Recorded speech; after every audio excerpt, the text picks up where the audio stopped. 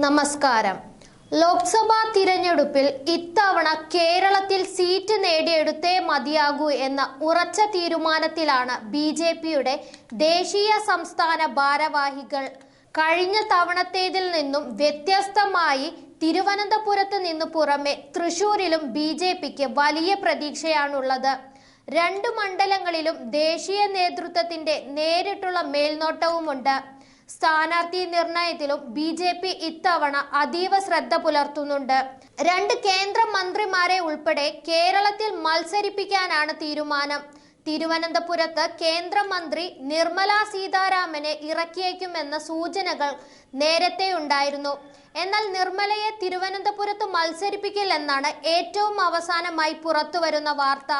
Nirmala സീതാരാമനെ Bangalore south മണ്ഡലത്തിൽ മത്സരിപ്പിക്കാനാണ് ബിജെപിയുടെ നീക്കം. പാർട്ടിക്ക് ശക്തമായ അടിത്തറയുള്ള മണ്ഡലത്തിൽ തേജസ്വി സൂര്യയാണ് നിലവിലെ MP. നിർമ്മല ഈ മണ്ഡലത്തിലേക്ക് വരികയാണെങ്കിൽ തേജസ്വിയെ മറ്റേതെങ്കിലും മണ്ഡലത്തിലേക്ക് മാറ്റിയേക്കും. നിലവിൽ കേന്ദ്രമന്ത്രിമാരും രാജ്യസഭാംഗങ്ങളുമായ രാജീവ് ചന്ദ്രശേഖറിനെയും V മുരളീധരനെയുമാണ് ബിജെപി പരിഗണിക്കുന്നത്. തിരുവനന്തപുരത്ത് രാജീവ് ചന്ദ്രശേഖറിനെയും ആറ്റിങ്ങലിൽ V മുരളീധരനെയും മത്സരിപ്പിച്ചേക്കുമെന്നാണ് സൂചന. ലോക്സഭയിലേക്ക് മത്സരിപ്പിക്കുന്ന സാഹചര്യത്തിൽ V മുരളീധരന് രാജ്യസഭയിലേക്ക് വീണ്ടും അവസരം നൽകിയേക്കില്ല. കേരളത്തിൽ നിന്നും സംഘടന രംഗത്ത് സജീവമായ ആർക്കെങ്കിലുമായിരിക്കും രാജ്യസഭയിലേക്ക് അവസരം നൽകുക. രാജീവ് ചന്ദ്രശേഖറിനെ തിരുവനന്തപുരത്തിനു പുറമെ ബംഗളൂരു സെൻട്രലിലേക്കും പരിഗണിക്കുന്നുണ്ട്. നിലവിൽ ബംഗളൂരു സെൻട്രലിൽ നിന്നുള്ള MP PC മോഹനനാണ്.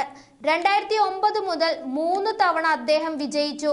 ഇത്തവണ അദ്ദേഹത്തെ മാറ്റി പകരം വേറെയാളെ മത്സരിപ്പിക്കാൻ ബിജെപിക്കും ആലോചനയുണ്ട്.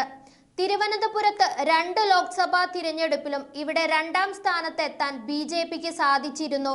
2014 O രാജഗോപാലിലൂടെ 2,82,336 വോട്ടായിരുന്നു ബിജെപി മണ്ഡലത്തിൽ നേടിയത്.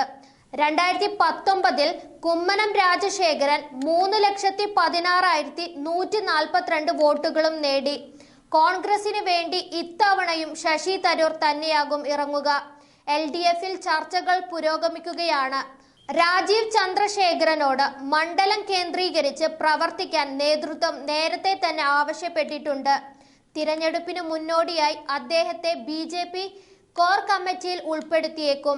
പാർട്ടി അവസരം നൽകുകയാണെങ്കിൽ ഇത്തവണ കേരളത്തിൽ നിന്നും മത്സരിക്കാൻ തനിക്ക് താല്പര്യമുണ്ടെന്ന് രാജീവ് ചന്ദ്രശേഖറും നേരത്തെ വ്യക്തമാക്കിയിരുന്നു.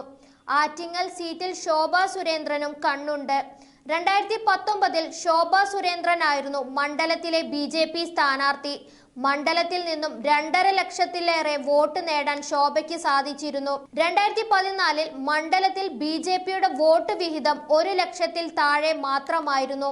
അതിനാൽ ഇത്തവണയും തനിക്ക് സീറ്റ് വേണമെന്നതാണ് ശോഭയുടെ നിലപാട്. അതേസമയം തൃശൂരിൽ ബിജെപി സ്ഥാനാർത്ഥിത്വം ഉറപ്പിച്ചിരിക്കുകയാണ്. മണ്ഡലത്തിൽ അനൌദ്യോഗിക പ്രചാരണവും അദ്ദേഹം തുടങ്ങി. 2019 സുരേഷ് ഗോപിയിലൂടെ വോട്ട് നില 2014-നേക്കാൾ 3 ഇരട്ടിയോളം വർദ്ധിപ്പിക്കാൻ ബിജെപിക്ക് സാധിച്ചിരുന്നു. 17.5% വർധനവോടെ 2,93,822 വോട്ടായിരുന്നു സുരേഷ് ഗോപിക്ക് ലഭിച്ചത്. നന്ദി.